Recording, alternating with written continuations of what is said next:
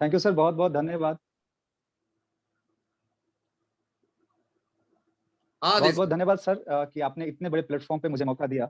हाँ सर, आवाज़ आ रही है ना? बिल्कुल, बिल्कुल, ओके। आवाज आ रही है, आवाज आ रही है। हाँ, थैंक यू सर। बहुत-बहुत धन्यवाद सर आपका कि आपने इतने बड़े मंच पे मुझे मौका दिया और बहुत ही खुशी हो रही है इतने सारे लोग के बीच में मैं पहली बार आज कुछ बोल रहा हूँ अपनी बात। तो सर बहुत-बहुत धन्यवाद इसके लिए आपको कि आपने मौका दिया और शुरुआत करने से पहले मैं एक चीज़ कहूँगा कि सब चीज़ की शुरुआत करने से पहले इस बिज़नेस में मैं आया तो इसका रीज़न कौन है यहाँ पर लाने वाला, मैं पहले उनको धन्यवाद देना चाहता हूँ। जैसे कहा जाता है कि मैंने किसी जन्म में अच्छा काम किया, जिसका रिज़ल्ट हम लोगों को मिलता है, तो मैंने भी सही में किसी जन्म में बहुत ही अच्छा काम किया था कि मुझे मेरे पिता ईश्वर के रूप में मुझे मेरे पिताजी मिले। क्योंकि आज के डेट में मैं हर व्यक्ति को ये देख रहा हूँ कि उनकी सोच ये हो गई है कि मेरा बेटा पढ़ लिख के नौकरी करे, नौकर बने। लेकिन मैं बहुत ही सौभाग्यशाली लड़का था कि मुझे मेरे पिताजी ने हमेशा ये प्रेरित किया कि तुझे पढ़ लिख के नौकरी नहीं करना, तुझे मालिक बनना है। तो बहुत-बहुत मैं आभार प्रकट करता हूँ अपने पिताजी के प्रति और उससे भी पहले मैं उनका धन्यवाद देना चाहूँगा कि जिन्होंने मेरे पिताजी के सोच में ये चीज़ डाला और वो बीज डालने वाले अगर कोई नहीं है, वो हम सब हमारे आदरणीय गुरु मिस्टर सुरेश सर हैं, तो सर को भी बहुत-बहुत धन्यवाद, वो हमारे बीच में और हमारी बात को सुन रहे हैं। तो सबको धन्यवाद देता हूँ और मैं शुरुआत करना चाहता हूँ सर।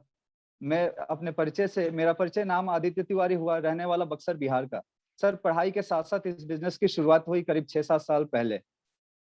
सपना एक ये था कि जैसे हर लोगों का एक सपना होता है, हर स्टूडेंट का कि मैं पढ़ लिख के नौकरी करूँ। जी, बिल्कुल मेरा भी ऐसा ही सपना था कि मैं भी पढ़ाई करके नौकरी करूँ।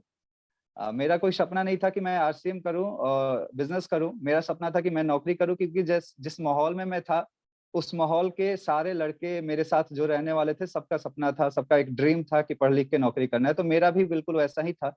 लेकिन बार-बार पिताजी का प्रेशर, बार-बार पिताजी ये बोलते थे कि नहीं तुम्हें नौकरी नहीं करना, तुम्हें मालिक बनना है और उनकी ज़िद इतना ज़बरदस्त था कि मुझे मजबूरन ये आरसीएम करना पड़ा। मैं अपने मन से इस बिज़नेस में नहीं आया हूँ। मैं बताना चाहूँगा कि उनका इतना ज़िद होता था आरसीएम के प्रति कि मैं कभी-कभी गुस्सा हो जाता था और लेकिन गुस्सा उन पे नहीं निकाल पाता था, मैं जाके अपनी मम्मी पे गुस्सा निकालता था।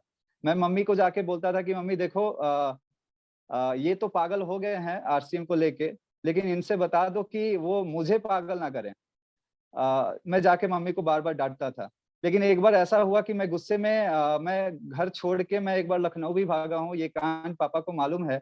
मैं बिना बताए पापा को, मम्मी जानती थी, मैं बिना बताए पापा को मैं लखनऊ चला गया अपने चाचा के पास और चाचा से जाके मैं बोला कि मुझे नौकरी करना है, किसी भी हाल में मुझे नौकरी लगा दो, आप प्राइवेट ही सही लेकिन लगा दो। तो उन्होंने अपने कंपनी में वो लेकर गए, लखनऊ में एक कंपनी है, वहाँ लेकर गए जिस कंपनी में वो काम करते हैं और बोले कि यहाँ पर एक जीएम है और जीएम के ऑफिस में चलो, वहाँ तुम्हारा इंटरव्यू होगा। वो जो-जो कहेगा, अगर नौकरी चाहिए तो तुम्हें जी-जी कहना होगा बस। तो मैं समझ गया बात को कि नौकरी पाने के लिए सिर्फ जी कहना है। तो मैं उस ऑफिस में गया और वैसा ही हुआ। बहुत सारी कुछ बातें हुई लेकिन उस बीच में वो जीएम ने कहा कि तुम यहाँ पे क्यों आए हो नौकरी करने? बहुत यहाँ मेहनत करना पड़ेगा। सिखाया गया था कि जी कहना है।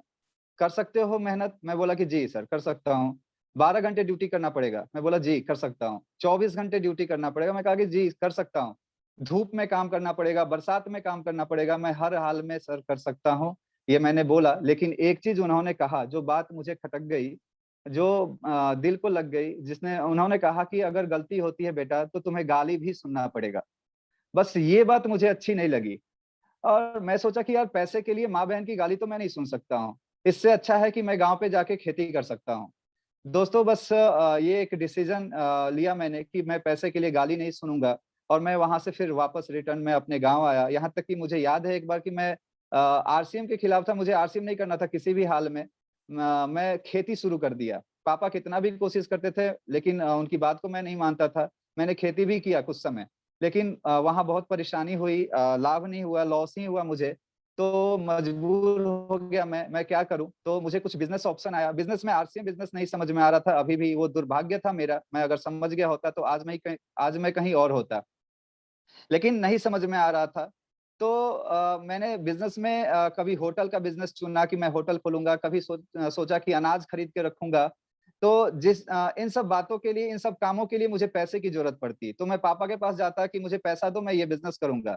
ऐसा नहीं था कि वो पैसा नहीं था उनके पास, वो दे सकते थे मुझे, लेकिन उनका मकसद था कि वो मुझे आरसीएम करवाएँ। वो मैं जो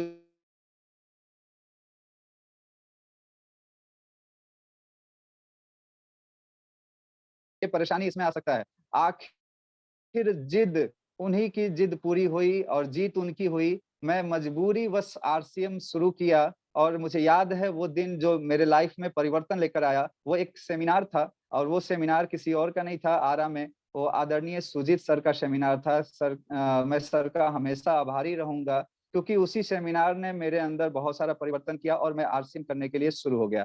क्योंकि उस सेमिनार के बारे में मैं बता दूँ कि सेमिनार करीब 2 ढाई 3 घंटे का सेमिनार था सुजीत सर का। लेकिन मैं बता दूँ आपको कि 3 घंटे मुझे कुछ समझ में नहीं आया। क्यों? इसलिए नहीं कि मैं समझ नहीं पा रहा था, इसलिए समझ में नहीं आया कि मैं पहले ही एक चीज़ समझ गया मीटिंग में। सर जब आए तो सर की इनकम मुझे समझ में आ गई और वो इनकम लाखों की इनकम जब मैं सुना तो इतना एक्साइटमेंट मेरे अंदर आया कि अब अब कुछ सुनना ही मैं नहीं चाहता था, बस मैं इतना समझ गया कि मुझे 1 लाख रुपए कमाना है, अब चाहे कुछ भी हो जाए और बस यहाँ तो लोगों को बताना है और लोगों को बता-बता के 1 लाख रुपए कमाया जा सकता है। अब मीटिंग मुझे अच्छा नहीं लग रहा था, मुझे बस इतना ही अच्छा लग रहा था जल्दी मीटिंग खत्म हो कि मैं अपने घर जाऊँ और जो भी मेरे गाँव में दोस्त हैं, मित्र हैं, रिश्तेदार हैं, मैं सबको बता-बता के और लाखों रुपए जल्दी से कमाने लगूँ। कुछ समझने की ज़रूरत नहीं है, मैं ये समझा और वहाँ से जब मीटिंग खत्म हुई मैं तुरंत जब निकला तो वो ट्रेन का जो सफ़र था मैं ये बता रहा हूँ इसलिए कि इतना एक्साइटमेंट मेरे अंदर आ गया कि 2 घंटे का जो सफ़र था ट्रेन का, आरा से टूरीगंज स्टेशन का, तो वो 2 घंटे लग रहा था कि जैसे 2 वर्ष के समान है। वो कट ही नहीं रहा था रास्ता क्योंकि बेचैनी था कि जल्दी 1 लाख रुपए अब मुझे कमाना है। और जैसे ही मैं दोस्त के पास आया मैं ना ड्रेस चेंज किया अपने गाँव पे आके, ना कुछ खाया क्योंकि कुछ अच्छा नहीं लग रहा था। बस यही लग रहा था कि मैं जल्दी से अपने दोस्तों को बताऊँ और इस बिज़नेस में जल्दी से सक्सेस हो जाऊँ। तो मैं अपने दोस्त के पास आया और जैसे ही ये बात मैंने उनके सामने रखा, दोस्तों अब यहाँ से शुरुआत जो होती है वो समस्या की शुरुआत होती है। मैं जैसे ही अपने दोस्त के पास ये बात रखा, अक्सर लोगों के साथ ये होता है। मेरे दोस्त और भी खतरनाक थे और उनका जवाब और भी खतरनाक था। मैं जैसे ही कहा कि भाई बहुत एक शानदार बिज़नेस मिला है, जहाँ से हम लाखों रुपए कमा सकते हैं।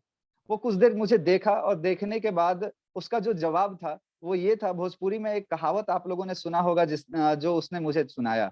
वो कहावत था कि सारा कुत्ता अगर काशी जाएगा तो जूठा कौन खाएगा? अगर लाख रुपए कमाना है तो भाई तू जा लाख रुपए कमा, मुझे लाख रुपए की ज़रूरत नहीं है।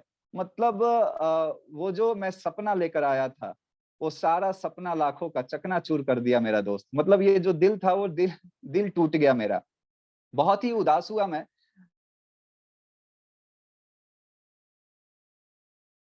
और उदास खाना खाया और जब सुबह हुआ तो मैं पापा के पास बैठा। तो एक चीज़ मेरे अंदर वो थी कि मैं खुशकिस्मत हूँ कि मेरे घर में ही मेरे अपलाइन थे, मेरे गुरु थे, मेरे पिताजी, आदरणीय पिताजी। तो मैं जब भी कोई नेगेटिव होता था, मैं तो पापा के पास जाता था और उनसे मैं बताता था अपना कारण कि मैं क्यों नेगेटिव हो गया। तो जब मैं बताया ये रीज़न तो पापा बोले कि देखो तुम्हारा जो दोस्त है, उसे पैसे की अभी ज़रूरत नहीं है। उसको पैसे अभी उसके पिताजी से मिल जा रहा है, वो उसे अभी पैसे का कोई ज़रूरत नहीं है, इसलिए वो नहीं समझ रहा है। तुम उनके पास जाओ जिनको पैसे की ज़रूरत है, जिनके जिनके पास बहुत सारी ज़िम्मेदारियाँ हैं, जो घर का सामान खरीदता है, तुम जाके उनको जाके ये बिज़नेस समझाओ। तुम अपने दोस्तों को मत समझाओ। क्योंकि उस समय मेरा उम्र भी कम था और मेरा जब उम्र कम था, तो मेरे दोस्तों का उम्र भी कम था।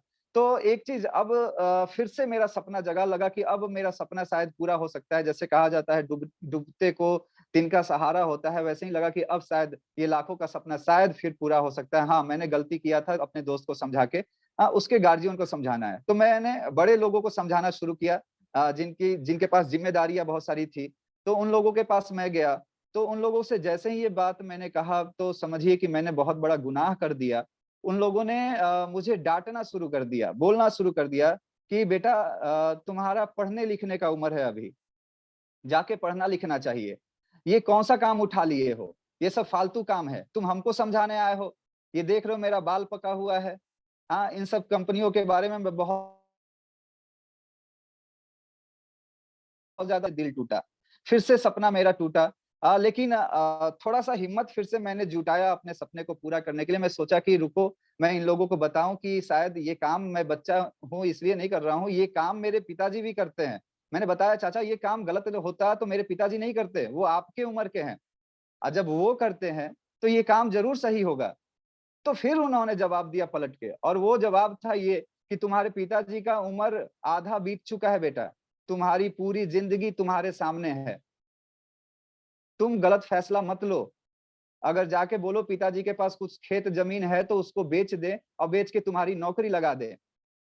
मतलब सोचिए, मेरे ऊपर अब क्या बीत रहा होगा, एक ही दिल इस बच्चे का कई बार टूटे।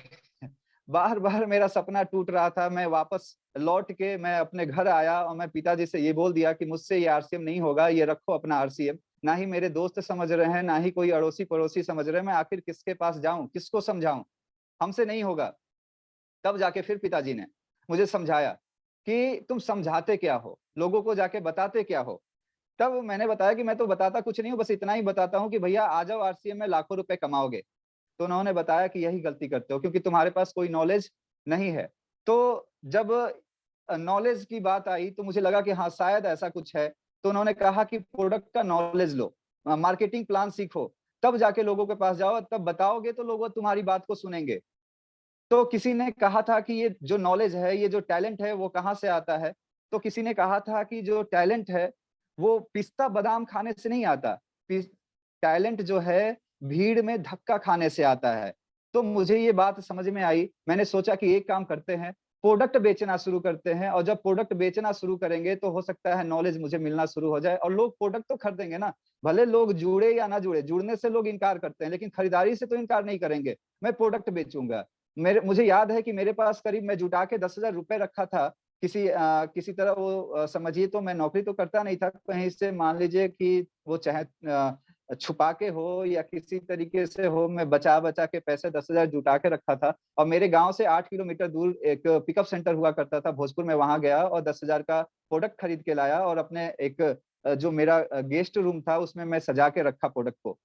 और शुरुआत वहीं से हुई। मैं अब सामान लेकर मैं गाँव में निकल गया बताने के लिए लोगों को, सामान के बारे में, कि लोग अब सामान मेरा खरीदें। मैं किसी हाल में 1 लाख रुपए का जो मैं सपना लाखों का देखा था, वो उसे तोड़ना नहीं चाहता था। मैं बस चाहता था कि वो सपना मेरा पूरा हो और मैं उसके लिए कुछ भी करूँगा। जब मैं सामान लेके अपने गाँव में जब निकला दोस्त, तो क्या हुआ कि लोग सामान देखते थे, मज़ा ले लेकर देखते थे कि अरे! तिवारी जी का लड़का, पंडित जी का लड़का अब देखो सामान बेचना शुरू कर दिया है, नमक, तेल ला-ला के बेच रहा है। तो लोग सारा सामान बैग से निकलवाते थे, पूरा निकलवा के देखते थे और देखने के बाद हँस-हँस के बोलते थे, "अच्छा अचार भी आता है क्या?" तो ये काम करो पहले अचार तो टेस्ट कराओ तब तो लेंगे। तो मतलब लोग मज़ा लेते थे, लेना किसी को नहीं था, मज़ा लेते थे और मैं हमेशा उदास होके मैं गाँव से जब घर वापस आया, तो मैं ये सोचा यार इन लोगों को मैं सामान अब नहीं बताऊँगा, क्योंकि ये लोग मज़ा ले रहे हैं और कसम खाया कि इन लोगों को अब सफल होके मैं दिखाऊँगा और ये सामान गाँव में ना बेच के मैं बाहर के गाँव में बेचूँगा और मैं बस सामान लेके दूसरे गाँव में शुरू कर दिया बेचना। साइकिल हुआ करती थी हमारे घर में, मेरे पापा एलआईसी एजेंट थे और साइकिल से घुमा करते थे, तो वो जो साइकिल उनकी बस किसी दिन खाली होती थी, मैं साइकिल ले लेकर दूसरे गाँव-गाँव में जा जाकर सामान बेचता था। मुझे याद है एक दिन का घटना मैं जब सामान बेचते हुए एक गाँव बगल के गाँव में 2 किलोमीटर एक दूर गाँव है सोआ, मैं उस गाँव में जब गया सामान को बेचने के लिए, तो वहाँ पे जो हमारी मुलाकात होती है, वो पापा के दोस्त से हो जाती है। मुझे नहीं मालूम था कि वो पापा के दोस्त थे। जब उनसे मेरी मुलाकात हो जाती है उस गाँव में, तो वो पूछ देते हैं सामान जब मैं दिखा रहा होता हूँ उनको, तो पूछते हैं कि बेटा कहाँ गाँव हुआ तुम्हारा? तो मैं बताता हूँ कि मेरा गाँव नुआ हुआ। तो वो पूछते हैं नुआ किसके बेटे हो? पिताजी का नाम क्या है? तो मैं अपने पापा का नाम रखता हूँ, मेरे पिताजी का नाम प्रदीप तिवारी है। तो उनको मतलब समझिए कि जैसे एक शॉक लगता है, मतलब झटका लगता है, यार तिवारी जी का लड़का सामान बेच रहा है। तो तुरंत वो पापा को कॉल लगा देते हैं फ़ोन और फ़ोन लगा के पूछते हैं, "तिवारी जी एक लड़का सामान बेच रहा है, वो बोल रहा है कि मैं आपका लड़का हूँ।" तो ये घटना मुझे याद है उस दिन की। पापा बोले कि हाँ, हाँ, हाँ, वो मेरा लड़का है, वो आरसीएम करता है, सामान बेच रहा होगा। ले लीजिए, देखिए कोई ज़रूरत का सामान हो तो आप ले सकते हैं। तो बोला कि तिवारी जी ये कौन-सा काम करा रहे हैं? ये आप एकदम बिल्कुल मूर्ख हो गए हैं। बताइए इतना प्यारा लड़का है, भगवान इतना बढ़िया पर्सनैलिटी दिए हैं इसको, इससे कोई अच्छा काम करवाना चाहिए। ये सब क्या आप करवाने लगे तिवारी जी? अरे एजेंट वाला काम हम लोग कर चुके हैं। पापा के साथ वो शायद किसी कंपनी में काम किए थे। तो बोले कि हम लोग पीयरलेस के ज़माने के पता नहीं क्या एजेंट हैं। हम लोग देखे हैं बहुत सारी कंपनियों को आते हुए जाते हुए, ये सब काम मत करवाइए तिवारी जी, इसकी जिंदगी बर्बाद मत कीजिए। अरे हम लोगों ने तो अपनी जिंदगी बर्बाद कर ही दी है। ये बच्चा इतना प्यारा है, इसकी जिंदगी मत बर्बाद कीजिए। खेत जमीन भी बेच के तिवारी जी कहीं नौकरी लगा दीजिए। वो पापा को सलाह दिए, लेकिन पापा मेरे जिद्दी थे। वो बोले कि आपको सामान लेना है तो लीजिए, नहीं तो उसको छोड़ दीजिए, वो आरसीएम ही करेगा। वो आरसीएम ही करेगा, उसे दूसरा कोई काम नहीं करना, उसको नौकर नहीं बनना, उसको मालिक बनना है। तो पापा ये बात कह के फोन काट दिए। लेकिन वो जो अंकल थे वो ममतावश हमसे 2-400 का सामान खरीदे, बोले कि बेटा देखो, तुम्हारी जिंदगी तुम्हारे सामने है, नौकरी को ट्राई करो, ये सब काम मत करो। बस इतना कह के वो छोड़ दिया, मैं निकल गया। और ये घटना होती है मेरे साथ। मुझे एक दिन की और भी घटना याद है कि मैं सामान बेचते हुए, गर्मी का दिन था। ये सब मैं इसलिए बता रहा हूँ कि आपको समझ में आया कि मैंने इसी तरीके से तोहफे में ये लेबल नहीं लिया है। इसके लिए मैंने परिश्रम किया है। इससे बहुत सारी समस्या आई हैं मेरे साथ। ये मैं समझाना चाहता हूँ, बहुत सारे नए साथी हमारे बीच में हैं। तो जब मैं एक गर्मी के मौसम था, उस समय मैं धूप में सामान बेच रहा था, एक गाँव में गया था, रहथुआ वो गाँव का नाम था। मैं उस गाँव में जब सामान बेचने गया तो प्यास लगी मुझे गर्मी की वजह से, तो एक महिला दिखी, बुजुर्ग महिला, मैंने उनसे पानी माँगा। वो ममता बस पानी के साथ-साथ मीठा भी लेकर आई मुझे। मीठा दिया। जब मैं पानी और मीठा खाया, तो उन्होंने एक सवाल कर दिया। बड़ी प्यार से उन्होंने पूछा कि बेटा कितना कमा लेते हो? तो आप सभी को मालूम होगा कि शुरुआती इनकम क्या होता है। शुरुआत में जो लोग आरसीएम में जुड़ते हैं, उनका इनकम क्या होता है, व वैसा ही मेरा भी इनकम था, महीने का 400-500 रुपए आता था। तो मैंने बताया कि 500 रुपए। तो उन्होंने बोला, अच्छा रोज़ कमा लेते हो 500 रुपए, चलो अच्छा है। मैंने कहा कि नहीं, नहीं रोज़ नहीं मिलता है, ये महीने का इनकम है। बोले महीने का इनकम? 1 महीने में 500, कैसे काम चलेगा? उन्होंने कहा, कैसे काम चलेगा तुम्हारा बेटा? और सामने मजदूर कुछ लोग थे जो मकान में काम कर रहे थे, उन्होंने उसके तरफ इशारा करते हुए कहा, बेटा ये रोज 300 रुपए कमाते हैं, इससे अच्छा तो ये मजदूरी है, कि मजदूरी क्यों नहीं कर लेते हो? लेकिन मैं बता दूं आपको कि वो महिला को क्या मालूम था कि मैं कर क्या रहा हूं। मुझे तो सुजीत सर का इनकम दिखा था। मेरा विजन क्लियर हो गया था कि मैं यहाँ से लाखों रुपए कमाने के लिए सामान बेच रहा हूँ, न कि सामान इसलिए नहीं बेच रहा हूँ कि मुझे 500-600 रुपए कमाना है। आज भी आपको बता दूं कि मजदूर 300 रुपए ही कमाते हैं। अगर मैं उस महिला की बात मान गया होता तो आज मैं मजदूरी करते हुए मिलता आपको। आज मुझे कोई नहीं सुनता। आज अगर मैं उस अंकल की बात मान गया होता तो मैं कहीं नौकरी करते हुए मिलता। लेकिन मेरा विज़न क्लियर था, मेरा सपना बड़ा था, जिसका रिज़ल्ट है कि आज भी मज़दूर 300 रुपए कमाते हैं पर डे। और जो मेरा इस 2021 मार्च का जो क्लोजिंग हुआ है, उसका जो इनकम बना है वो 1,36,000 रुपए है। दोस्त, 1,36,000 को 30 दिन में भागा दे दीजिए, 1 दिन का निकलेगा करीब सा 4 साढ़े 4 हज़ार रुपए पर डे का इनकम। तो ये है लाइफ, ये है पावर आरसीएम का। ये मेरा पावर नहीं है, मेरा पावर इतना था कि मैं नौकरी के लिए गया था। मेरा पावर इतना ही था कि मैं खेती कर सकता था, मेरा पावर इतना ही था मैं छोटे से कहीं दुकान खोल सकता था। 10,000 20,000 रुपए कमा सकता था मैं। लेकिन यहाँ पर लाखों का इनकम, ये इस सिस्टम का पावर है कि मुझे इस जगह पे पहुँचाया ये बिज़नेस। और लाखों की इनकम, मैं बता दूँ ये चीज़ कि ये बिज़नेस की वो पावर है। मैं अगर रिज़ल्ट की बात करूँ, तो शुरुआत मैंने 10,000 रुपए की दुकान खोल के किया आरसीएम का। आज ये बिज़नेस, ये करीब 6 से 7 साल में अगर बात करें तो वो 10,000 का दुकान आज बदल के आरा में मेरे पास 10 लाख का वंडर क्विक है मेरा खुद का। तो ये पावर है इस सिस्टम का। मैं बताना चाहता हूँ कि 500 रुपए की शुरुआत, आज 1 लाख से ऊपर का इनकम। एक साइकिल से मैं शुरुआत किया था और आज मैंने खुद पिछले महीने में आरसीएम की पावर से, आरसीएम के पैसे से टाटा अल्ट्रोज गाड़ी मैंने लिया 8 लाख की, और मैंने पापा को गिफ्ट दिया है। ये है इस पावर, इस बिज़नेस का। एक गाँव, छोटे से गाँव नुआव से शुरुआत हुई इस बिज़नेस की। आज अगर बात करें तो कई स्टेट में ये बिज़नेस फैल चुका है मेरा। लोग दिल्ली में चाय पीते हैं, बोलते हैं वाह क्या चाय है, खाता में मेरे पैसा आ जाता है यहाँ पे। कोई यूपी में नहाता है साबुन से और बोलता है क्या साबुन है, और पैसा मेरे अकाउंट में आ जाता है। कोई झारखंड में चाय पत्ती पीता है, कोई मसाला यूज़ करता है, कोई बंगाल में कुछ यूज़ करता है आरसीएम का प्रोडक्ट, मेरे अकाउंट में पैसा यहाँ आ जाता है। ये पावर है इस सिस्टम का। दोस्तों, बस समझने की ज़रूरी है। देखिए आरसीएम हम सबको मिल चुका है, और मैं कहता हूं कि आरसीएम मिलना बहुत बड़ी बात नहीं है। भाग्यशाली व्यक्ति को ही आरसीएम मिलता है, लेकिन मैं कहता हूं समझ में उनको आता है जो सौभाग्यशाली होते हैं। तो समझने की जरूरत है। मैं देखिए अपनी बात इसलिए मैं रख रहा हूं कि मैं बता देना चाहता हूँ आपको, मैं अपनी कहानी इसलिए मैं बता रहा हूँ कि ताकि आप लोग रिलेट हो हमसे। मैं ऐसा नहीं कि मैं बहुत ही बढ़िया परिवार से हूँ, मेरा बैकग्राउंड बहुत ही बढ़िया है। मुझे याद है वो दिन मेरे पापा के पिताजी मतलब मेरे बाबा सरकारी जॉब करते थे और वो रिटायर हुए, अपने लिए बाइक नहीं खरीद पाए थे। मेरे पिताजी एलआईसी एजेंट थे। पूरा दिन-रात मेहनत करते थे, मैं उनका मेहनत देखा हूँ। सुबह निकलते थे घर से अगर ब्लैक कलर का पैंट पहन के साइकिल से, तो जब रात को आते थे पूरा अपना काम करके, तो रात को आते थे तब देखते थे उनका ब्लैक कलर का पैंट व्हाइट हो जाता था पसीना से। लेकिन वो साइकिल से ही घूमते थे। कई साल एलआईसी में बिताए लेकिन साइकिल ही उनके पास थी। लेकिन मेरे लिए एक बाइक इतना बड़ा सपना था कि आप मत पूछिए। बहुत बड़ा ड्रीम था मेरे लिए बाइक और औकात नहीं थी कि मैं बाइक खरीद पाऊँ। पिताजी भी नहीं खरीद पाए थे और बाइक इसलिए सपना था क्योंकि मेरे जो दोस्त थे उनके पास बाइक हुआ करती थी और इसलिए कि बाइक वो लोग भी खरीदे नहीं थे, उनके बड़े भाई को दहेज में मिला था बाइक और मैं कोसता था भगवान को हमेशा कि मेरा बड़ा भाई क्यों नहीं है। लेकिन थोड़ा-सा आशावादी था मैं, उम्मीद ये था कि चलो कोई बात नहीं, बड़ा भाई नहीं है तो क्या हुआ, मेरी शादी तो होगी और मैं दहेज में ससुर जी से ये कहूँगा कि ससुर जी भले कुछ दो या मत दो, लेकिन बाइक तो ज़रूर दे देना, ये मैं रिक्वेस्ट करूँगा। या शादी में एक नियम होता है, रस्म होता है, क्या पता है उसको क्या बोलते हैं, कि खाना नहीं खाया जाता है, कुछ माँगा जाता है, तो मैं बाइक माँगूँगा ज़रूर चाहे कुछ भी हो जाए। अब पेट्रोल कैसे डलवाऊँगा इसके बारे में मैं नहीं सोचता था, बस इतना सोचता था कि चलो बाइक तो ज़रूर लूँगा। लेकिन आज वो लड़का जो बाइक का सपना देखता था वो भी माँगने का, भीख माँगने का, कि माँगूँगा मैं भीख में। आज वो लड़का खुद के पैसे से आरसीएम का 8 लाख का कार खरीदा है और अपने पिताजी को गिफ्ट ये दिया है। ये सोच सकते हैं आप कि ये बिज़नेस की कितनी बड़ी ताकत है और ये बिज़नेस कितना पावरफुल है कि इस लड़के को जिसका बहुत छोटा-छोटा सपना था आज उसका इतना बड़ा-बड़ा सपना पूरा किया।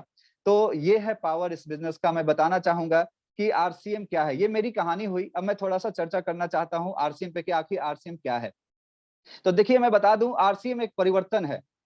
आरसीएम एक बाज़ार व्यवस्था है और परिवर्तन जैसे आप सभी लोग जानते हैं कि परिवर्तन ही संसार का नियम है, जैसे अभी आदरणीय सर बता रहे थे परिवर्तन के बारे में। तो बाज़ार व्यवस्था में भी देखिए परिवर्तन होता है, समय के अनुसार हर चीज़ में परिवर्तन होता है, चाहे वो हमारा रहन-सहन हो, चाहे वो हमारा पहनावा हो, चाहे कुछ भी हो, परिवर्तन होता है। तो बाज़ार में भी परिवर्तन हुआ और जो भी परिवर्तन को स्वीकार करते हैं, वो आगे होते हैं और जो परिवर्तन को स्वीकार नहीं करते हैं, वो पीछे नहीं होते, वो बल्कि खत्म हो जाते हैं। जैसे नोकिया अपने समय का बहुत बढ़िया ब्रांड था, आज परिवर्तन को स्वीकार नहीं किया। राजदूत गाड़ी लोग दहेज में माँगा करते थे, आज कोई माँगना नहीं चाहता। अगर कोई ससुर बोल दे कि मैं दहेज में राजदूत दूँगा, शादी कैंसल हो जाएगी, लड़की चाहे कितनी भी सुंदर क्यों ना हो।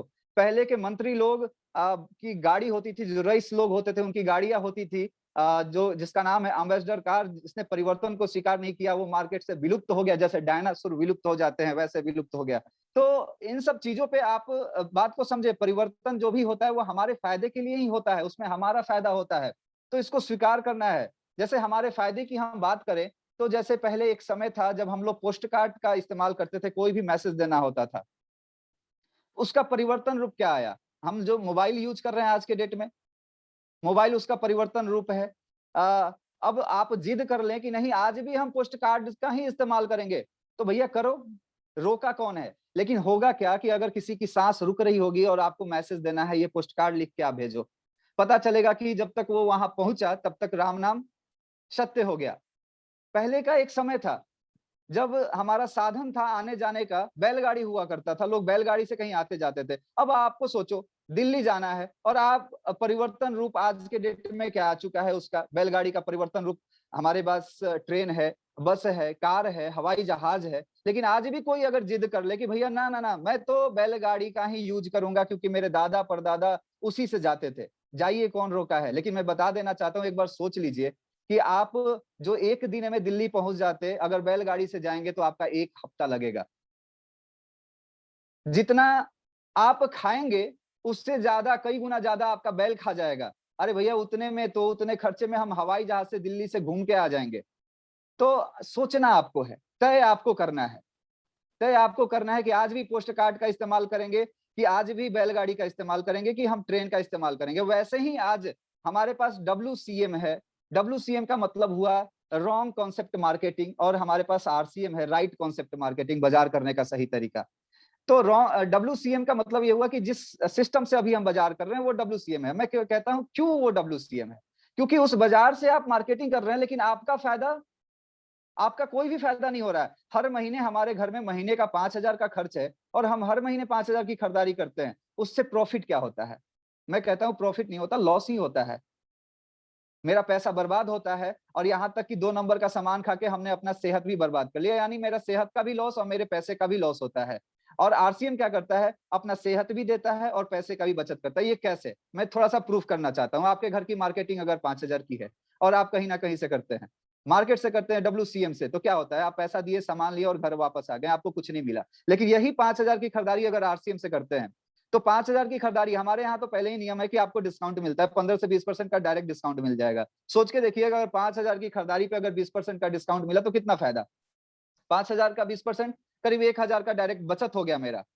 और 2,500 बीवी बनेगा, उसका 10% ही अगर आए, तो 10% यानी ₹250 मेरे अकाउंट में आ जाएगा। यानी टोटल फायदा कितना हुआ?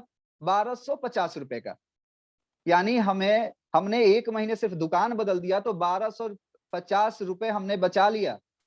और मार्केट से लेते हैं तो कोई फायदा नहीं होता। अगर सोचिए 1 महीने में ₹1,250 बचा, तो अगर 1 साल कंटिन्यू खरीदारी कर देते हैं, तो 1 साल में कितना फायदा हो जाएगा हमें? करीब-करीब ₹15,000।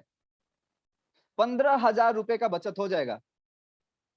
और बाहर से आपको एक चवन्नी का फायदा नहीं है। आप इतिहास उठा के देख लीजिएगा अपने पिताजी के पिताजी के पिताजी का, कितने लाखों करोड़ों का आप लोग सामान खा के आ गए और ₹1 भी खाते में नहीं आया। और यहाँ पर ₹15,000 मात्र 1 साल में, वो भी 5,000 की खरीदारी पे फायदा हो गया। अभी यही नहीं, अभी तो कंपनी ने इतना बड़ा परिवर्तन कर दिया है, इतना बढ़िया ऑफर ला के दिया है कि अगर हर महीने आप 5,000 की खरीदारी करते हैं, 2,500 बीवी की, तो 6 महीने पे आपको 2,500 का माल भी फ्री मिलेगा। यानी 1 साल में 2 बार फ्री मिल गया। क्योंकि 12 महीने आपने खरीदारी किया तो, यानी 5,000 का सामान भी फ्री मिला। यानी टोटल फायदा अगर 1 साल की बात करें तो टोटल फायदा आपको 20,000 का हो रहा है। और सामान आप कितने का खा रहे हैं?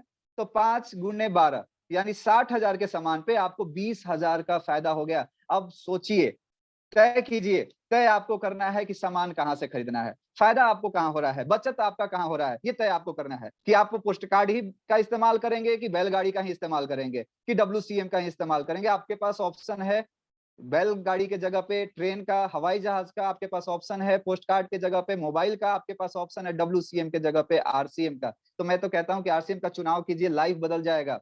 और यही नहीं कि सिर्फ आपका बचत होगा, बचत के साथ साथ सबसे बड़ा जो फायदा होता है, जो हम लोग कहते हैं सिर्फ उस पे ध्यान नहीं देते, लेकिन ये कहने के लिए अगर बात आ जाए तो सभी कहते हैं हेल्थ इज वेल्थ। स्वास्थ्य ही हमारा धन है, ये सभी लोग कहते हैं, लेकिन इस पे कोई केयर नहीं करता। यहाँ पे आरसीएम जो बचत करता है, बचत के साथ साथ आपको स्वास्थ्य भी देता है, क्योंकि आरसीएम का सबसे पहला उद्देश्य है हमारा स्वास्थ्य रक्षा। आरसीएम का जो भी प्रोडक्ट बनाया गया है वो हमारे स्वास्थ्य को देख के बनाया गया है, जिससे हमारा सेहत बढ़िया रहे, क्योंकि आरसीएम का उद्देश्य है कि हमारा सेहत बढ़िया रहे। और आपको तय करना है अब, क्योंकि आप ही के सिर्फ सेहत की सवाल नहीं है यहाँ पे, आपके परिवार के सेहत का सवाल है, आपके बच्चे का सेहत का सवाल है। और तो हम तो ये बात कहते हैं हमेशा कि जो अपने बीवी और बच्चों से करते हैं प्यार, वो कैसे कर सकते हैं आरसीएम से इनकार? वो सेहत के साथ लोग खिलवाड़ नहीं कर सकते अपने परिवार के साथ, अपने बच्चों के साथ। तो दोस्त, इसलिए आरसीएम का प्रोडक्ट यूज करना है, इसलिए आरसीएम को करना है, क्योंकि हमारा सेहत भी सही रहे और हमारा बचत भी हो। तो दोस्तों, ये है आरसीएम। क्यों करना है आरसीएम? क्योंकि हमारा सेहत भी अच्छा रहेगा, हमारा बचत भी होगा। अब बात करेंगे कि सिर्फ ये तो आरसीएम हुआ, लेकिन आरसीएम के साथ एक चीज और भी छुपा हुआ है, वो है बिजनेस। यहाँ हम अगर आरसीएम करते हैं यानी प्रोडक्ट यूज करते हैं, तो सेहत के साथ साथ, बचत के साथ साथ कैरियर भी मिलता है, एक ऐसा रोजगार मिलता है जिससे हम अपने सपने को पूरा कर सकते हैं, जिससे हम अपने हर इच्छा को पूरा कर सकते हैं, जिससे मान सम्मान पा सकते हैं, जिससे हम बहुत बड़ा पहचान पा सकते हैं, लाखों की इनकम ले सकते हैं। और जब ये बात हम लोगों से कहते हैं तो लोगों को आश्चर्य होता है कि सामान खरीदने से लाखों की इनकम, सामान खरीदने से मान सम्मान, सामान खरीदने से पहचान, ये सब गलत बात है। ऐसा थोड़ी ना होता। अगर ऐसा होता तो मेरे पिताजी आज क्या हो गए होते, मेरे दादाजी आज क्या हो गए होते। ऐसा कुछ नहीं होता। वो लोग तो वर्षों से सामान खरीदते आ रहे हैं और कितने लोग तो खाते खाते स्वर्ग में चले गए। ऐसा कहाँ हुआ? तो मैं बताना चाहता हूँ, ये परिवर्तन रूप है। आप लोगों को मैं बता दूं थोड़ा सा, बाबा रामदेव का नाम लेके, बाबा रामदेव का नाम सभी लोग जानते होंगे। और देखिए, मैं उनसे उससे पहले एक चीज कहना चाहता हूं कि देखिए, सांस लेने के बारे में मेरे ख्याल से सभी लोग जानते हैं। और क्या जानते हैं? इतना ही जानते हैं हम लोग कि सांस लेंगे नहीं लेंगे तो हम लोग मर जाएंगे। यानी किसी का नाक और मुंह दबा दीजिए, इस तरह बंद कर दीजिए, तो क्या होगा? कुछ देर में घुटन होगा और वो सांस बंद हो जाएगा, तो वो फिर खत्म हो जाएंगे, कहानी खत्म हो जाएगी। लेकिन इसी सांस लेने के तरीके में थोड़ा सा परिवर्तन किया बाबा रामदेव ने।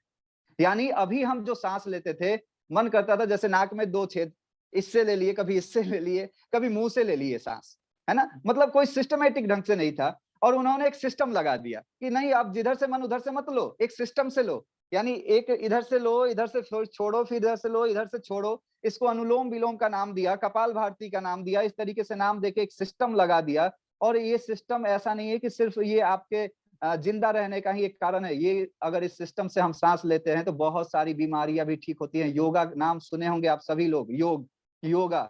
और योगा अगर गलत होता तो मैं बता दूं, अभी कुछ दिनों पहले योगा अंतर्राष्ट्रीय योगा अंतर्राष्ट्रीय वो मनाया गया, योगा अंतर्राष्ट्रीय लेवल पर पहुंच चुका है। यानी ये गलत नहीं है। किसी भी चीज में अगर सिस्टम लगा दिया जाए तो वो बहुत बड़ा पावरफुल हो जाता है। पानी को फेंको ऊपर तो गिर जाता है नीचे, उछाल के देखो एक बार, लेकिन इसी पानी में एक मोटर जैसा सिस्टम लगाया जाए तो कई फीट ऊपर जाता है। वैसे ही आरसीएम से सामान अगर खरीदते हैं, एक सिस्टम से जुड़ के, रजिस्ट्रेशन करा के, अपना आधार कार्ड पासबुक देके रजिस्टर्ड ग्राहक बन जाते हैं, तो ये सिर्फ आपका बचत ही नहीं कराता, ये सिर्फ आपको स्वास्थ्य ही नहीं देता है, ये आपकी जिंदगी भी बदल देता है। बहुत सारा मान सम्मान प्रतिष्ठा बहुत सारा कुछ देता है। अब मैं थोड़ा सा बात करूंगा कि ये कैसे होगा, ये बिजनेस हमारा कैसे होगा, ये कैसे बहुत बड़ा बिजनेस का रूप लेगा। तो देखिए, घबराने की जरूरत नहीं है। बिजनेस के नाम पे हम लोग, बहुत सारे लोग घबरा जाते हैं कि यहाँ पे तो लाखों करोड़ों रुपए लगाना पड़ेगा। दोस्तों, ये एक ऐसा अजूबा बिजनेस है कि यहाँ लाखों करोड़ों लगाने की जरूरत नहीं है। लेकिन मैं कहूंगा कि लगाना तो पड़ेगा, उतना नहीं लगाना पड़ेगा जितना आप सोच रहे हैं। बहुत कम लगा के बहुत ज्यादा कमा सकते हैं। जैसे हम लोग खेती करते हैं, तो खेती में एक मुट्ठी बीज छिटते हैं और वहां से निकालते कितना ज्यादा है, बहुत ज्यादा। तो उसी प्रकार से यहाँ पे करना है, थोड़ा सा बीज डालना है। यानी बीज मतलब क्या? एक छोटा सा रूप इन्वेस्टमेंट का। अगर हमें गेहूं चाहिए तो गेहूं लगाना पड़ता है, चावल चाहिए चावल लगाना पड़ता है, टमाटर चाहिए तो टमाटर का बीज लगाना पड़ता है। वैसे ही पैसा चाहिए तो पैसा थोड़ा लगाना पड़ेगा, ज्यादा लगाना नहीं है, थोड़ा लगाना है। 10-20 हजार रुपए का एक छोटा सा डिस्प्ले वॉल का खोल के उद्घाटन आप शुरुआत कर सकते हैं, लाखों करोड़ों रुपए कमाने तक पहुंच सकते हैं आप। छोटी सी शुरुआत बहुत बड़ा रिजल्ट दे सकता है आपको। तो डिस्प्ले वॉल बहुत ही जरूरी है। देखिए, मैं उस समय डिस्प्ले वॉल खोला था जब डिस्प्ले वॉल का नाम नहीं था। डिस्प्ले वॉल तो अभी शुरुआत हुआ है, लेकिन 10,000 से शुरुआत मैंने उस समय कर दिया था। और इसके पीछे रीजन क्या है? रीजन ये है कि जब तक आप अपने ग्राहकों को सुविधा नहीं देंगे, तब तक आपका बिजनेस ज्यादा बड़ा नहीं होगा। तो लोगों को सुविधा दीजिए, क्योंकि लोग आपके 2-2 किलोमीटर, 1-1 किलोमीटर दूर नहीं जाएंगे। इसलिए डिस्प्ले वॉल बहुत ही जरूरी है। डिस्प्ले वॉल हम लोग खोले क्योंकि बहुत सारे लोग आरसीएम तो कर लेते हैं, लेकिन क्या पता आपके दोस्त को कैसे मालूम चलेगा कि आप आरसीएम कर रहे हैं?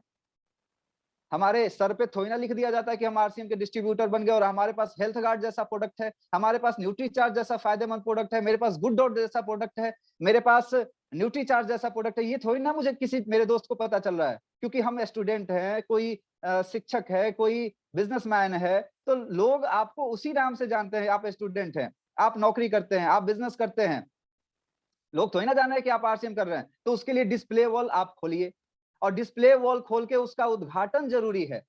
बहुत सारे लोगों का डिस्प्ले वॉल भी खुलता है, लेकिन मैं बता दूं कि ऐसा डिस्प्ले वॉल खुलता है, सिर्फ रजिस्ट्रेशन है और घर में बस सामान यूज करने के लिए ले गए। बहुत सारे लोगों के घर में भी नहीं मालूम कि दुकान खुला है। आप उद्घाटन कीजिए, भले ही 20,000 का डिस्प्ले वॉल हो, लेकिन उसका ओपनिंग जो हो वो धमाकेदार हो, लोगों को लगे कि यार ये क्या हो रहा है। आप प्रूफ दिखाइए उनको कि बहुत बड़ा काम कर रहे हैं आप, और जबरदस्त तरीके से उद्घाटन कीजिए और लोगों को खिलाइए, सोन पापड़ी, खाखरा यूज कराइए। क्योंकि सबसे जरूरी है, देखिए, आरसीएम बताने से नहीं होगा।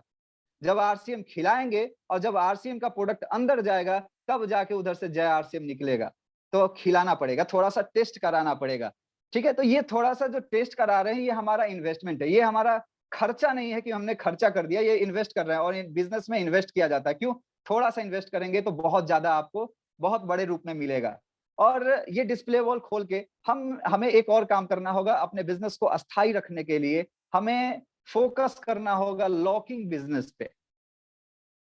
लॉकिंग बिजनेस क्या है? जैसे अभी कंपनी का जो चल रहा है, ये बम्पर ऑफर, 2500 बीवी, 5000 बीवी, 10,000 बीवी, 25,000, 50,000 बीवी, ये लॉकिंग बम्पर ऑफर का उपहार हम अपने लोगों को दिलवा सकते हैं, तो इसके बारे में लोगों को बताना होगा। देखिए मैं बता दूँ, मैं उस समय से आरसीएम को जानता हूँ, जिस समय आरसीएम का एक कागज़ भी प्रचार के लिए भी अगर आपको लेना है तो ₹2 देना होता था।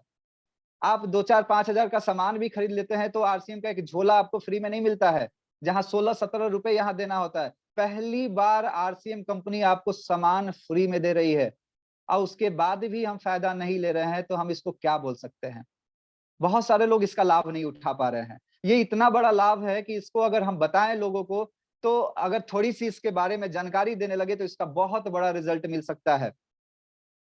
बहुत सारे दुकानदार भाई हमारे साथ जुड़ सकते हैं। बहुत सारे डॉक्टर हमारे साथ जुड़ सकते हैं। हम डॉक्टर्स को अपने साथ जोड़ सकते हैं। क्यों डॉक्टर्स को क्यों जोड़ना है? दुकानदार को क्यों जोड़ना है? इसलिए क्योंकि हमारा 100 बार और डॉक्टर का 1 बार बराबर, मतलब कि हम न्यूट्रीचार्ज के बारे में 100 बार समझाएँगे तो शायद हो सकता है असर पड़ेगा किसी पे। लेकिन डॉक्टर 1 बार न्यूट्रीचार्ज के बारे में बोल दे, लोग ले लेंगे। तो डॉक्टर को इस बिज़नेस के बारे में बताइए। अभी तो इतना शानदार ऑफर है ये फ्री वाला कि अगर थोड़ा-सा कैलकुलेट करके बता दें, तो उसको इतना ज़्यादा फ़ायदा होगा कि वो आ जाएगा आपके साथ और उस न्यूट्रीचार्ज को बता के और बेचना शुरू कर देगा। मैं बहुत सारे जगह ट्राई किया हूँ और ट्राई ही नहीं कर रहा, मैं कोशिश भी कर रहा हूँ और बहुत सारे डॉक्टर हमारे साथ आ गए हैं, जो आज के डेट में मैं बता दूँ मेरे साथ 25-25 हज़ार बीवी, 50-50 हज़ार बीवी करने वाले बहुत सारे डॉक्टर हो चुके हैं। जो लोग कर रहे हैं अपने मेडिकल स्टोर पे प्रैक्टिस करने वाले डॉक्टर हैं, जो सेल कर रहे हैं न्यूट्रीचार्ज, आसानी से सेल कर रहे हैं। बहुत सारे दुकानदार को मैं जोड़ लिया हूँ, जो स्टार डायमंड क्लब भी कर रहे हैं मेरे साथ। मेरे पास उसका रिपोर्ट है कौन-कौन लोग कर रहे हैं, बहुत सारे लोग अभी प्लानिंग है कि अभी तो ये शुरुआत है, बहुत सारे लोगों को अपने साथ लेकर आना है क्योंकि कंपनी इतना बढ़िया ऑफर दी है। अगर इस समय हम अगर चूक गए, तो सिर्फ़ और सिर्फ़ हमारे हाथ में अफ़सोस रहेगा। तो इस ऑफर का लाभ लेना है। अब देखिए, अगर हम 5-5 हज़ार बीवी पे अगर काम कर देते हैं और धीरे-धीरे ही सही, अगर 1,000 दुकानदार या 1,000 डिस्ट्रीब्यूटर बना लेते हैं जो 5-5 हज़ार बीवी बम्पर ऑफर के साथ आ गए, तो जानते हैं क्या? पहला नंबर तो ये 6 महीने के लिए लॉक हो जाएगा बिज़नेस, क्योंकि 6 महीने तो करेंगे ही वो लाभ लेने के लिए, फ्री के प्रोडक्ट के लिए। यानी 6 महीने तक आप निश्चिंत हो गए कि आपका 5-5 हज़ार बीवी का बिज़नेस होगा। 10,000 पे अगर किसी को लॉक कर दिया तो यानी 10-10 हज़ार बीवी का आपका लॉक हो गया है बिज़नेस 6 महीने के लिए। तो ये अब आपके ऊपर है, सोचना आपको है। अगर 5-5 हज़ार बीवी पे हमने 1,000 आदमी को ले आकर खड़ा कर दिया, लॉक कर दिया, तो 5,000 गुने 1,000 बीवी 50 लाख बीवी होता है और हमने पूँजी क्या लगाया? ज़ीरो, कोई पूँजी नहीं लगा। 50 लाख बीवी होने लगा। अगर इनकम की बात करें, तो कम से कम जो इनकम होगा वो 1 लाख से ऊपर का इनकम होगा, क्योंकि 52 लाख बीवी पे मैं 1,36,000 रुपए लिया हूँ दोस्त। तो ये इनकम आपको भी आ सकता है। अब ये आपके ऊपर है कि 1,000 लोगों को लाने में आप कितना समय लगा रहे हैं, ये आपके ऊपर है। अब ये आपके स्पीड के ऊपर है। आप रेंग रहे हैं कि आप दौड़ रहे हैं कि आप उड़ रहे हैं, ये अब आपके ऊपर है। आप कितने ज़्यादा लोगों को बता रहे हैं, क्योंकि समय है अभी। जितना ज़्यादा आप कैच कर सकते हैं, ये आपके हाथ में है ऑफर। आप लोगों को पकड़िए, नहीं तो ये मत सोचिए कि लोग नहीं पकड़ रहे। बहुत सारे लोग अपने-अपने लोगों को पकड़ने में लगे हुए हैं। अभी पूरा एरिया खाली है, बस अपने आप को पकड़ना है और प्रूव करना है। देखिए, अब बात आती है, लाखों रुपए तो हम यहाँ से कमा सकते हैं और ऐसा नहीं है कि सिर्फ़ आरसीएम से ही 1 डेढ़ लाख रुपए कमाया जाता है। बहुत सारा प्लेटफ़ॉर्म है जहाँ से लोग 1 डेढ़ लाख रुपए कमा ले रहे हैं, ये बहुत बड़ी बात नहीं है। 1 डेढ़ लाख रुपए तो बहुत सारे लोग कमा रहे हैं। मैंने अभी सिर्फ़ 1 लाख की बात इसलिए कही, यहाँ तो लाखों 20-25 लाख, 30 लाख, 40 लाख रुपए भी आप कमा सकते हैं। लेकिन उतना बड़ा बात मैं इसलिए नहीं कर रहा हूँ क्योंकि मैं अभी जितना कमाता हूँ, मैं बस उतना ही बता रहा हूँ। ठीक है? तो 1 डेढ़ लाख रुपए यहाँ से बहुत सारे लोग कमा रहे हैं, हम खुद कमा रहे हैं। लेकिन मैं अपने बारे में बताऊँ कि मुझे बाहर के 1 लाख रुपए में और इस 1 लाख रुपए में क्या अंतर दिखता है? ये अंतर दिखता है कि इस बिज़नेस में सबसे जो खूबसूरत पॉइंट है, मैं लास्ट बात पे बात कर रहा हूँ, मैं इस बात के बाद अपनी बातों को समाप्त करूँगा। आखिरी पॉइंट पे मैं बात कर रहा हूँ, इस बिज़नेस की सबसे खूबसूरत जो पॉइंट है, जो पहलू है, जैसे अभी सर ने अभी बात करते समय उस बात को रखा था, जिसका नाम है सिक्योरिटी, सुरक्षा। इस बिज़नेस में मुझे सबसे अच्छा वही पॉइंट लगता है और आज रीज़न वही है कि मैं इस बिज़नेस में लगा हूँ और काम कर रहा हूँ। ये सबसे खूबसूरत पॉइंट है इस बिज़नेस का, सिक्योरिटी। यानी आप देखिए लाखों रुपए तो कमा रहे हैं, लेकिन क्या गारंटी है कि आपके जाने के बाद आपका बच्चा भी उस पैसे को ले सकता है, जिस काम को करके आप उतना बड़ा रिज़ल्ट को पाए हैं? इसकी कोई गारंटी? इसकी कोई गारंटी नहीं है। आप जब तक हैं, तब तक तो पैसा बन रहा है। जिस दिन आप नहीं रहेंगे, उस दिन आपका सारा किया धरा ज़ीरो। मैं एक दिन अपने वंडर क्लिफ पे बैठा था, वहाँ एक मुझे डिस्ट्रीब्यूटर दिखा और उससे मैंने पूछा, वो बताया कि मैं बहुत ज़्यादा पैसा कमाता हूँ अदर काम को करके। तो मैंने पूछा कि जब आप उतना ज़्यादा कमाते हो तो फिर आरसीएम क्यों करते हो? बहुत ही अच्छा जवाब दिया उसने, मैं आपको बता देता हूँ, क्योंकि सीख कहीं से भी मिल सकती है। तो उसने एक बहुत शानदार बात को कहा, मुझे बहुत ही अच्छा लगा। वो कहा कि देखिए सर, मैं पैसा तो इस काम को करके भी कमाता हूँ, आरसीएम करने की कोई ज़रूरत नहीं थी, लेकिन आरसीएम मैं इसलिए कर रहा हूँ, क्योंकि अभी जो काम कर रहा हूँ वो है एनर्जी मनी। एनर्जी मनी, मैं बोला कि एनर्जी मनी मतलब? एनर्जी मनी का मतलब वो बताया कि जब तक मेरे शरीर में एनर्जी है, तब तक तो मैं पैसा कमा रहा हूँ। लेकिन जिस दिन मेरा एनर्जी खत्म हुआ, जिस काम को मैं करता हूँ वहाँ से पैसा नहीं आएगा। लेकिन अगर आरसीएम 5 साल मैंने कर दिया, एक अच्छे लेवल पर मैं चला गया, एक अच्छे इनकम पे मैं चला गया, तो लाखों की इनकम पे जिस दिन मैं चला जाता हूँ या जिस लेवल पे मैं चला जाता हूँ, जिस दिन मैं धरती छोड़ के जाऊँगा, मेरा बच्चा बिज़नेस ज़ीरो से वो शुरू नहीं करेगा, जिस जगह मैं छोड़ के जाऊँगा, वहाँ से शुरू करेगा। यानी मेरे बच्चे को, मेरे पीढ़ी को किसी के सामने हाथ फैलाने की ज़रूरत नहीं पड़ेगी मेरे बाद भी। यानी मैं जो आज कर रहा हूँ, इसका फल मेरे आने वाली कई पीढ़ी उठाएगी। तो ये है सबसे बड़ा इस बिज़नेस का प्लस पॉइंट, इस बिज़नेस की सबसे बड़ी खूबसूरती। और इस बिज़नेस के बारे में अभी कोरोना जो समय चल रहा है, देखिए बहुत सारा चीज़ सिखा दिया कि हमारा शरीर सही है, मेरा हाथ-पैर सही है, दिमाग सही है, उसके बावजूद भी हम घर में लॉक थे। कोई इनकम नहीं थी। हमारी आमदनी बंद हो सकती है, लेकिन हमारा खर्चा, किसी का खर्चा बंद नहीं हुआ। अगर आप चाहते हैं कि आपका खर्चा कभी बंद ना हो, तो आप चाहते हैं कि आपकी आमदनी कभी बंद ना हो, तो आप खर्चा से कमाना सीख लीजिए दोस्त। क्योंकि अगर आप खर्चा से कमाना सीख लेंगे, तो हमारा खर्चा कभी बंद नहीं होने वाला है। और जब हमारा खर्चा बंद नहीं होने वाला है, आप इसी से कमा रहे हैं, तो आपकी इनकम भी कभी बंद नहीं होगी। और आरसीएम वाले लोग यही करते हैं, अपने खर्चे से कमाते हैं। तो बहुत-बहुत धन्यवाद आप सभी का कि आप लोगों ने कीमती समय दिया, और आदरणीय मंजीत सर को बहुत-बहुत धन्यवाद कि उन्होंने आज मुझे मौका दिया इस प्लेटफ़ॉर्म पे। काफ़ी समय हो गया सर, आप सर आए, आपका वेलकम है सर। बहुत-बहुत धन्यवाद सर।